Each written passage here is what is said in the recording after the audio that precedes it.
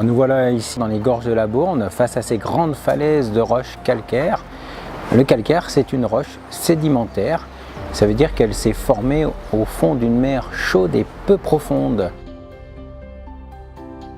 Nous voilà au cœur de la grotte de Choranche. L'eau de pluie qui est tombée sur la montagne 300 mètres au-dessus de nous, en traversant les sols, va se charger en acide carbonique. Et c'est cette acidité qui a le pouvoir de dissoudre la roche calcaire. Ça va la grignoter, ça va élargir petit à petit ses fissures. L'eau va pénétrer dans la masse calcaire, va descendre par gravité, puis se collecter, agrandir les galeries et former cette rivière souterraine. Pour obtenir de grandes salles, c'est la rivière souterraine qui a creusé, qui a sapé le bord des parois par dissolution de la roche. Et puis à un moment donné, le plafond devient vraiment trop grand. Il ne peut plus tenir, il va s'effondrer. Ensuite, ces effondrements sont de nouveau dissous par la rivière souterraine, évacués, ils disparaissent. La particularité de la grotte de Choranche, c'est finalement d'avoir une galerie relativement unitaire.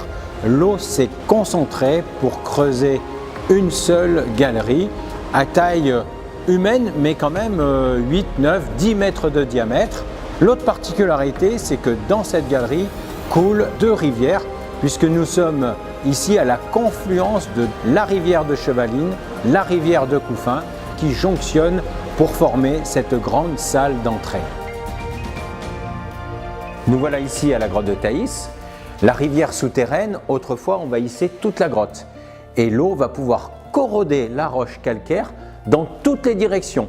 Partout où elle est plus dure, elle va rester en relief, comme par exemple ici ce banc assez compact. Par contre, à l'inverse, là où je me trouve, un banc plus tendre qui a été complètement dissous par les eaux de pluie. Maintenant, l'eau s'est retirée et laisse donc ces reliefs très déchiquetés, très labyrinthiques, qui donnent ce caractère très particulier à la grotte. On retrouve aussi toutes les micro-fissures au plafond partout qui étaient dues au mouvement tectonique, et l'eau va pouvoir élargir toutes ces petites fissures, et c'est ce qui va donner ce caractère très travaillé de la grotte.